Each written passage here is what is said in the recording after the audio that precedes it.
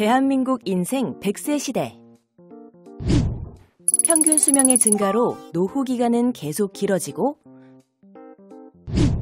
경제활동을 하고 노인을 부양할 수 있는 젊은 인구는 줄어들며 노후를 위해 돈을 벌어들일 수 있는 기간은 점점 줄어들고 있습니다. 과거에는 40년 일하고 노후 20년 동안 퇴직금으로 생활할 수 있었으나 이제는 20년 일하고 노후 40년을 대비해야 하는 시대가 온 것입니다. 높은 수익을 보장하면서 위험률도 낮은 상품이 있다면 고민할 필요가 없겠지만 저금리 시대가 도래하면서 투자할 상품을 고르는 일은 점점 더 힘들어지고 저출산으로 인한 인구 감소, 고령화 현상 등 늘어난 노후 기간으로 인해 통합적인 관점에서 노후 설계가 필요한 것입니다. 그럼 언제, 무엇을, 어떻게 준비해야 할까요? 연령대별로 발생하는 라이프 이슈에 맞춰 재무 목표를 세우고 수입과 지출의 흐름을 고려하여 자산과 부채를 관리함으로써 편안한 노후를 설계할 수 있습니다.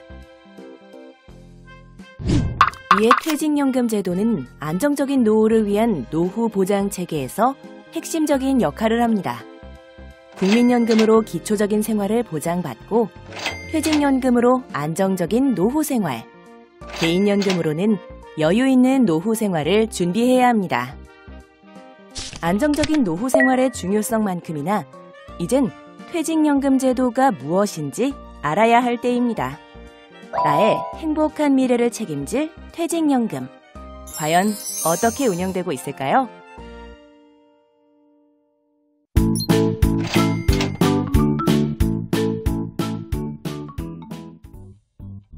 퇴직급여 제도는 근로자의 노후 생활을 안정시키기 위한 제도로 퇴직금, 퇴직연금 제도로 나뉩니다. 퇴직연금 제도는 퇴직금 제도와 다르게 회사가 퇴직급여 재원을 사회금융기관에 적립 운용하였다가 근로자가 퇴직할 때 일시금 또는 연금 형태로 지급하는 제도로 크게 확정급여형 DB, 확정기여형 DC, 개인형 퇴직연금 IRP로 구분됩니다.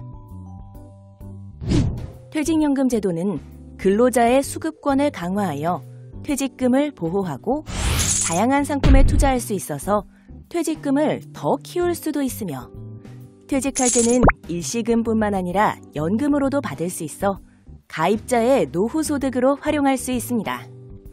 이러한 퇴직연금 제도는 회사가 근로자 대표의 동의를 얻어 도입할 수 있습니다. 그럼 지금부터 퇴직연금 제도에 대해 하나씩 자세히 알아보도록 하겠습니다.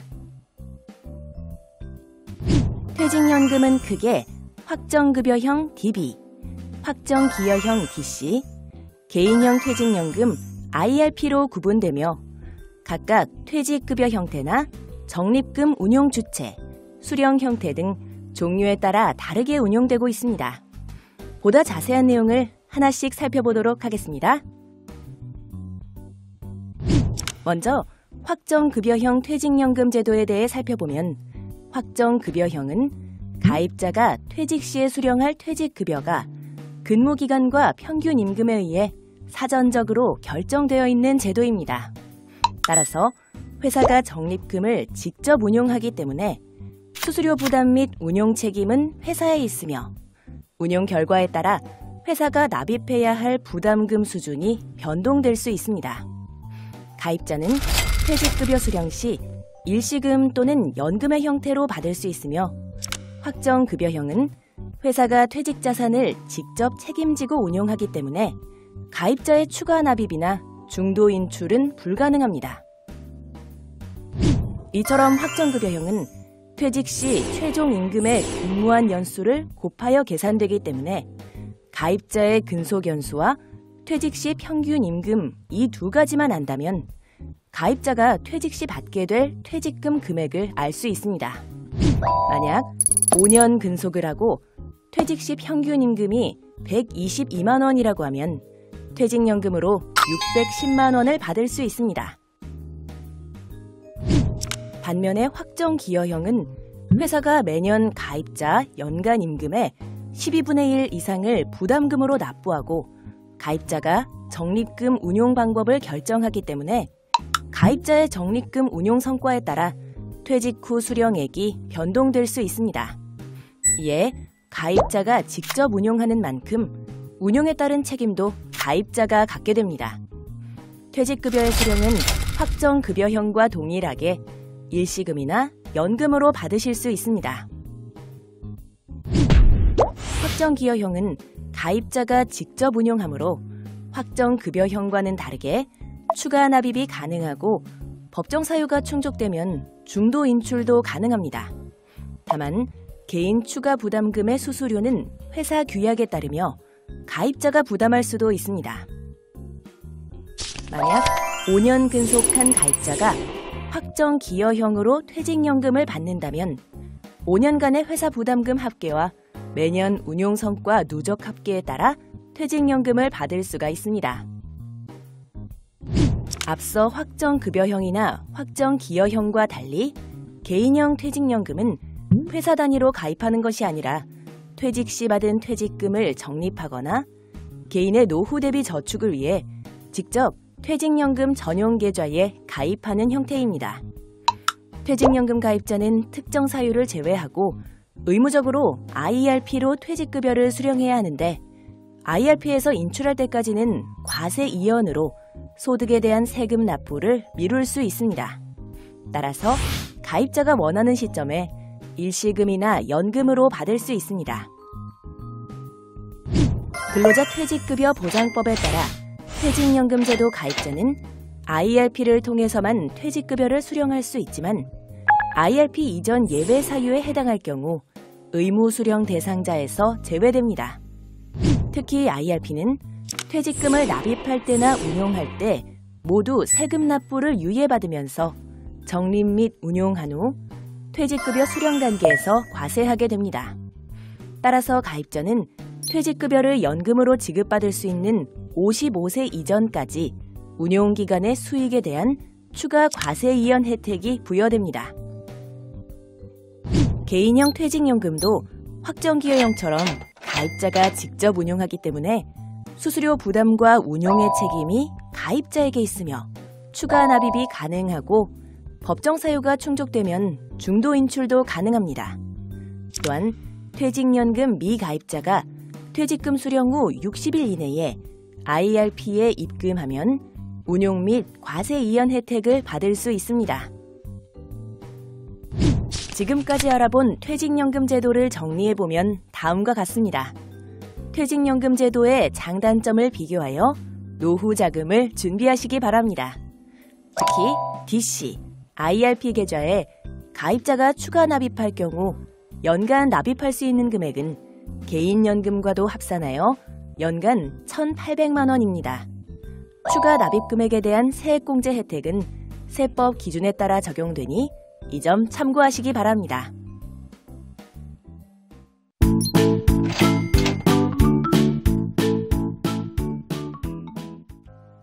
이번에 다른 회사로 이직하면서 퇴직하게 되었습니다. 퇴직금을 회사에 요청해야 하나요? 퇴직연금 사업자에 요청해야 하나요?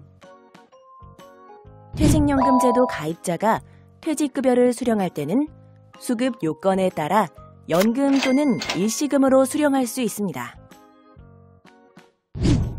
퇴직연금 제도에서 가입자가 퇴직할 경우 가입자는 퇴직금을 회사가 아닌 퇴직연금 사업자로부터 지급받게 됩니다.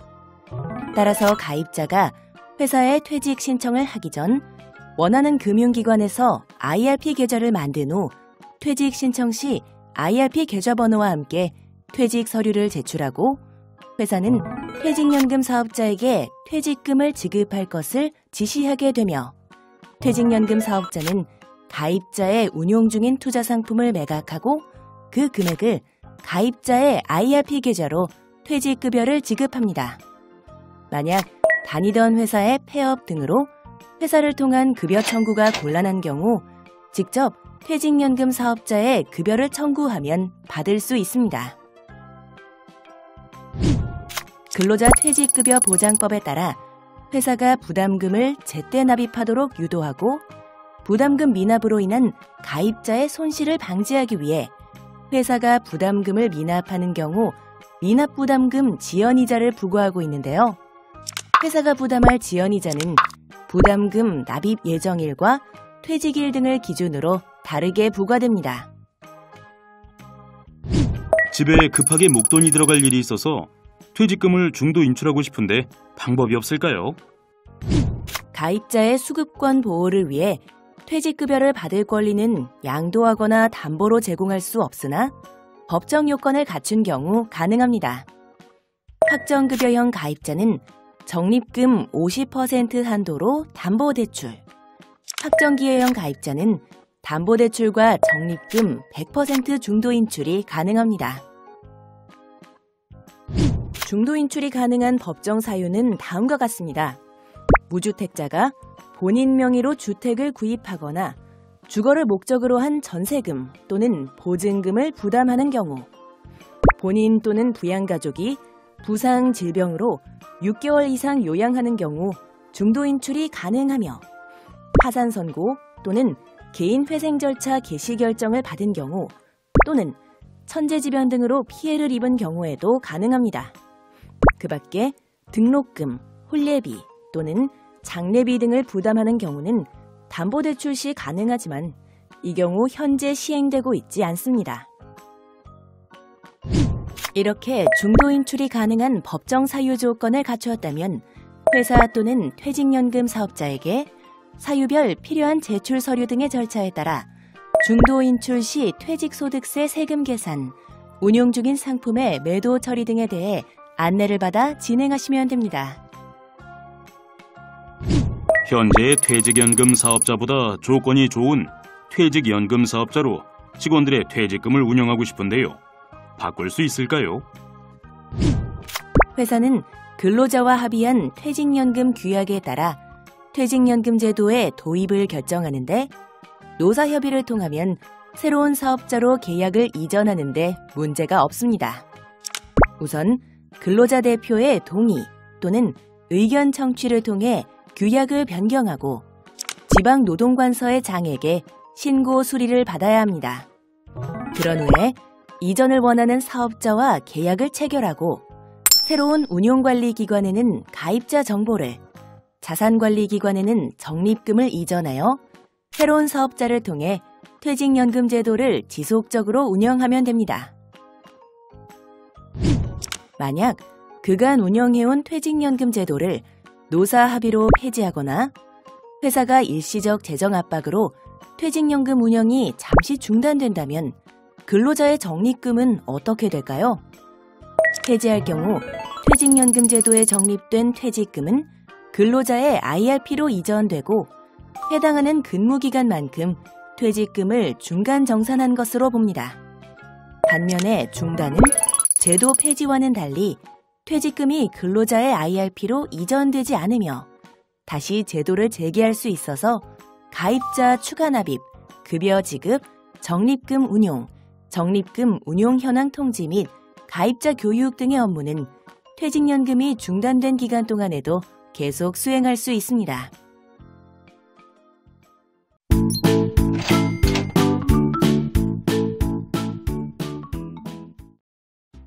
이번에는 퇴직연금의 과세 체계에 대해 알아보도록 하겠습니다. DB, DC 제도에 가입하게 되면 입사 후 1년부터 퇴직금이 쌓이게 되는데 이후 가입자가 퇴직해서 IRP로 퇴직금을 받으면 IRP에서 퇴직급여를 운용하는 동안에는 과세가 이연되며 IRP에서 적립금을 인출하는 시점에 소득의 원천과 수령 방법에 따라 과세 방법이 달라집니다.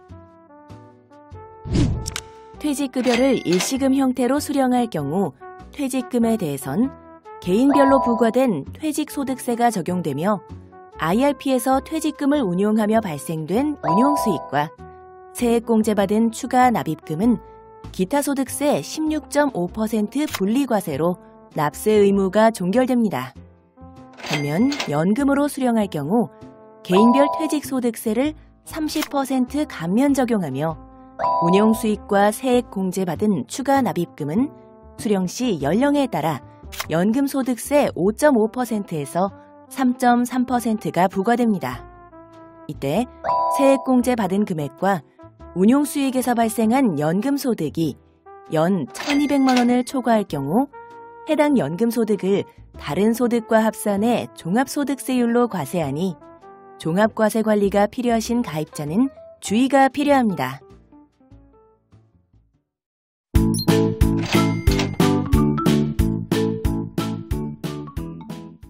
그럼 안정적으로 퇴직연금을 운용하려면 어떻게 해야 할까요? 장기 투자 전략을 통해 일시적인 경기 하락을 극복하고 경제 성장을 누릴 수 있으며 투자 기간이 길어지면 원금 손실의 위험을 낮출 수 있습니다.